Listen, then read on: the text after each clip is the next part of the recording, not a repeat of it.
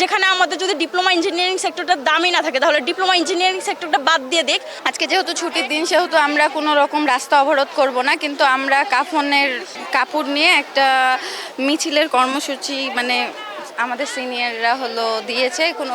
আমাদের সিনিয়ররা যা ইনস্ট্রাকশন দিবে সে অনুযায়ী আমাদের কর্মসূচি পালন করা হবে আজকে, যতক্ষণ পর্যন্ত প্রশাসন আমাদের মেনে না নিবে ততক্ষণ পর্যন্ত।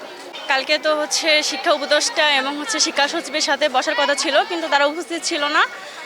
পরবর্তী যাদের সাথে বসা হয়েছিল তারা যে রায়টা মানে যে বক্তব্য দিয়েছে আমাদের কাছে সেটা সন্তোষজনক মনে হয়নি।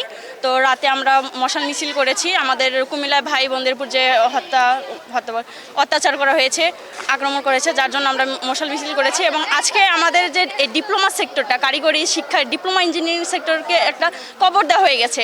যে যেখানে আমাদের যদি ডিপ্লোমা ইঞ্জিনিয়ারিং সেক্টরটা দামই না থাকে তাহলে ডিপ্লোমা ইঞ্জিনিয়ারিং সেক্টরটা বাদ দিয়ে দেখ, যে তাহলে আমাদের দশম গ্রেডও থাকবে না, আমাদের উচ্চশিক্ষার জন্য কোনো ব্যবস্থাও থাকবে না, আবার আমাদের যে উন্নত বিশ্বের মতো শিক্ষা ব্যবস্থা সেটাও থাকবে না, তাহলে আমাদের ডিপ্লোমা সেক্টরটা বাদ দিয়ে দেখ। সেজন্য আজকে আমরা পালন করছি কাপড় মিছিল, যে আমাদের কারিগরি শিক্ষাটাকে আমরা কবর দিয়ে দিছি। আমরা এটা বলতে চাচ্ছি যে আমরা মৃত তাদের কাছে। হ্যাঁ, আমাদের এই শিক্ষা ব্যবস্থাটা মৃত।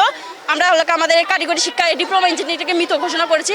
যতক্ষণ না পর্যন্ত আমাদের দাবি মানা হবে ততক্ষণ পর্যন্ত আমরা রাজপথ ছাড়ব না, এবং আমাদের আন্দোলন কর্মসূচি আমরা তীব্রতর থেকে তীব্রতর পালন করব। আমরা আমাদের দাবি আদায়ের জন্য আসছি। হাইকোর্টে যে রায় দেওয়া হয়েছে তা বাতিল করতে হবে, আর এটা করেই আমরা মাঠ থেকে নামবো ইনশাল্লাহ। ইনস্ট্রাক্টর যে অবৈধভাবে পদোন্নতি পেয়ে যে জুনিয়র ইনস্ট্রাক্টর পদে যে উন্নতি, এটার জন্য হাইকোর্ট যে রায় দিছিল সেটা বাতিলের জন্য আমরা নামছি। এটা যতদিন না এটা একটা সঠিক সমাধান আসবে ততদিন আমরা মাঠে থাকবো। এভাবেই আমাদের কর্মসূচি চলবে। মূলত আজকে যে আমাদের পলিটেকনিক সেক্টরকে কবর দিয়ে দেওয়া হয়েছে, এই কারণে মাথায় সাদা কাপড় বেঁধে এসেছি।